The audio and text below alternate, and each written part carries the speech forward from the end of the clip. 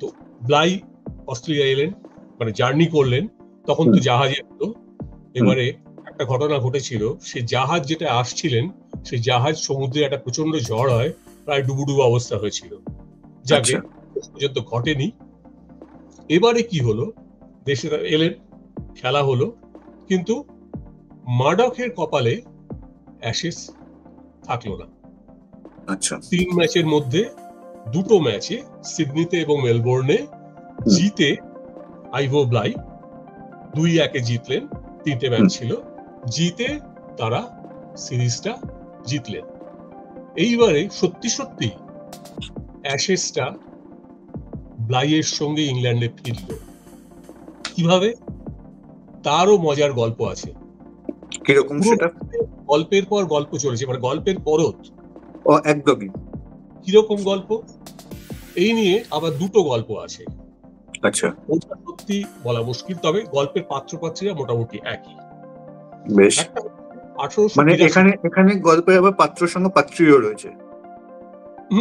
বলি গল্পটা, তাহলে আবার বুঝতে পারবে। অবশ্যই অবশ্যই অবশ্যই। তো কি হলো, 2টো গল্প। প্রথম গল্পটা হচ্ছে 1882 যে উইন্টার, মানে ক্রিসমাসের ঠিক আগে, এই ব্লাই তার দলবল নিয়ে মেলবোর্নের উপকণ্ঠে এক নামী বড়লোক ভদ্রলোক, তিনি তার বাড়িতে, বাগান বাড়ি, সেখানে তারা একটা পার্টিতে গেছেন। পার্টিতে সেখানে আবার ক্রিকেটাররা ছিলেন, সেখানে খেলাধুলো হয়েছে, ক্রিকেট টিকেট খেলেছেন, নিজেদের মধ্যেই খেলেছেন। তো খেলাধুলো হওয়ার পর গৃহস্বামী স্ত্রী লেডি জ্যানেট ক্লার্ক, তিনি এবং তার কয়েক বান্ধবী মিলে যে বলটা, চামড়ার বল দিয়ে খেলছিলেন তারা, সেই বলটাকে উড়িয়ে ফেললেন, বলে খোসাটা আর কি। উড়িয়ে সেইটাকে একটা কৌটোয় ভরে ব্লাইকে উপহার দেন। ঠিক আছে, এইটা হচ্ছে গল্প নম্বর 1। আর গল্প নম্বর 2 সেটা হচ্ছে যে ওই সফর শেষে দেশে ফেরার, মানে ইংল্যান্ডে ফেরার বছর দেড়েক বাদে ব্লাই বিয়ে করেন। কাকে বিয়ে করেন? যাকে বিয়ে করেন তিনি ছিলেন ওই লেডি জ্যানেট ক্লার্কেরই বান্ধবী এবং ওদের পরিবারের বাচ্চাদের গভর্নেস। তার সঙ্গে ব্লাইয়ের ওই দিনে ওই বাগান বাড়িতে নাকি প্রথম আলাপ। আচ্ছা, তো এবারে এটাকে তুমি এখন মানে, এবং জ্যানেট ক্লার্ক সম্বন্ধে যা শোনা যায়, মহিলা লেডি ক্লার্ক, তিনি খুব সুরসিক ছিলেন, ঘুরতে ভালোবাসতেন, ইউরোপ ট্যুরে গেছিলেন তার আগে। ইউরোপ ট্যুর থেকে তিনি একটা কিছু পারফিউম এনেছিলেন, একটা মখমলের ব্যাগ ছিল। তো ওইবারে উনি কি করলেন, ওই পারফিউমেরই একটা কৌটো, তার মধ্যে ওই ছাইটা ভরে, ঠিক আছে, এইটা উপহার দিলেন। এবং এই ছাইটা আবার বলের চামড়ার ছাই নয়, স্টাম্পের ওপরে একটা বেল নাকি পড়ানো হয়েছিল, তার ছাই। তাই ছাইটা কিসের সে নিয়েও গল্প, মানে মতভেদ আছে আর কি। এবং তো এই ছাইটা তিনি উপহার দিলেন ব্লাইকে। এবং ওই যে ভদ্রমহিলা, এবারে আমার কাছে বুঝতে পারি না আর কি, এটা যে লেডি জ্যানেট ক্লার্কের কৌতুক, নাকি ওদের প্রথম আলাপ, পাকা দেখার, ব্লাইয়ের পাকা দেখার যৌতুক। এই গল্পটা, 2টো গল্পের মধ্যে কোনটা কি, সেটা কিন্তু রহস্যভেদ করে উঠতে আমরা কেউই বোধহয় পারিনি।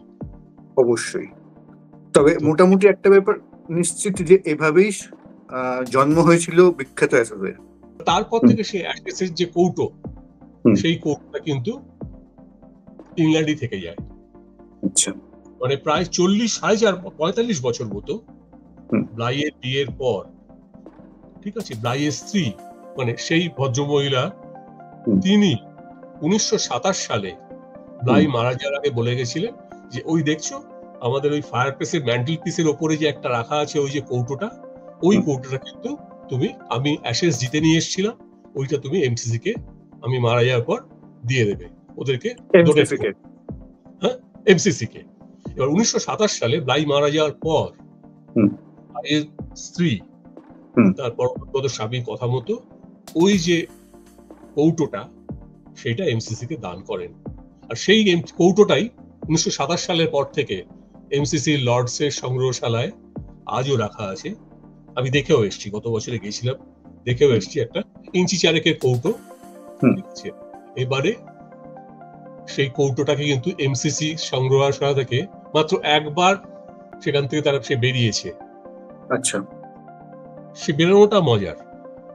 2006-07 সালে অ্যান্ড্রু ফ্লিনটফ তার অধিনায়কত্বে যখন ইংল্যান্ড অস্ট্রেলিয়া অ্যাশেজ খেলতে গেল, একটা সেপারেট সিট বুক করে বিজনেস ক্লাসে ওই কৌটোটার জন্য নাকি নিয়ে যাওয়া হয়েছিল অস্ট্রেলিয়াতে। ওই একবারই ওই কৌটোটা মানে ব্লাইয়ের বাড়ি থেকে বেরোবার পর একবারই বেরিয়েছে লর্ডসের সংগ্রহশালা থেকে।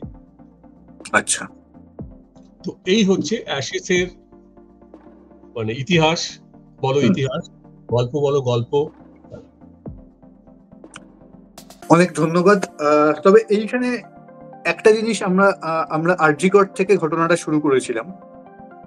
ওই ঘটনার সঙ্গে যা যা ঘটনা ঘটেছে তার সঙ্গে একটা ঘটনা আমি একটুখানি উল্লেখ করতে চাই, এখানে বোধহয় আপনি একমত হবেন।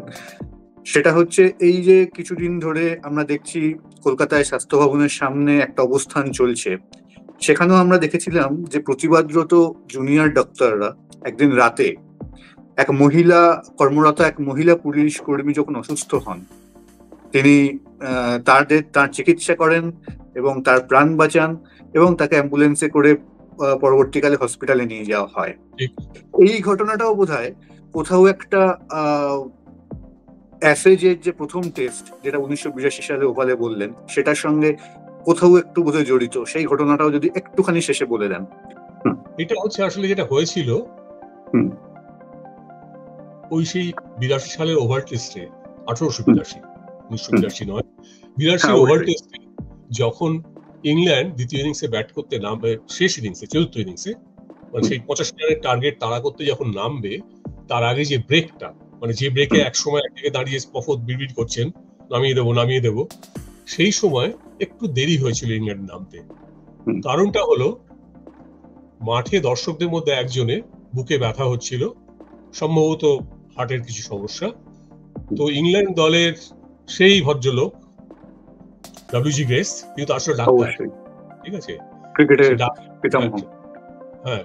পিতামহ, মানে বৃদ্ধ পিতামহ আর কি আমাদের বলা যায়। সেই ডাক্তার, তাকে নিয়ে অনেক গল্প আছে, তার ডাক্তারেরও গল্প রয়েছে, সেখানে যাচ্ছি না। তো সেই ডাক্তার তার চিকিৎসা করেছিলেন খানিকটা, যাতে তিনি সামলে উঠতে পারেন। তো যাই হোক, তবে একটা দুঃখজনক হয়েছিল, সেই ম্যাচে চলাকালীনই পরের দিকে সেই ভদ্রলোক অসুস্থ ছিলেন, তিনি হার্ট অ্যাটাকেই মাঠে গ্যালারিতেই মারা যান। কিন্তু ওই যে তুমি বললে ব্যাট করতে নামার আগেও গ্রেস কিন্তু তার ডাক্তারের ডিউটিটা বলেননি। এক্স্যাক্টলি, যেমন বলেননি আমাদের অবস্থানরত জুনিয়র ডাক্তাররাও। ঠিক, কোথাও একটা একদম মানে 150 বছর আগে এবং পরে ডাক্তারদের মানসিকতাটা একই রয়ে গেছে। অনেক ধন্যবাদ কলরবদা। অ্যাসেজের স্মৃতিচারণ আমরা করলাম। আমরা খুব তাড়াতাড়ি পরবর্তী কোনো অনুষ্ঠান নিয়ে আপনার সঙ্গে আবার হুইলের দর্শকদের জন্য আসবো। অনেক ধন্যবাদ আমাকে সুযোগ দেওয়ার জন্য। নমস্কার।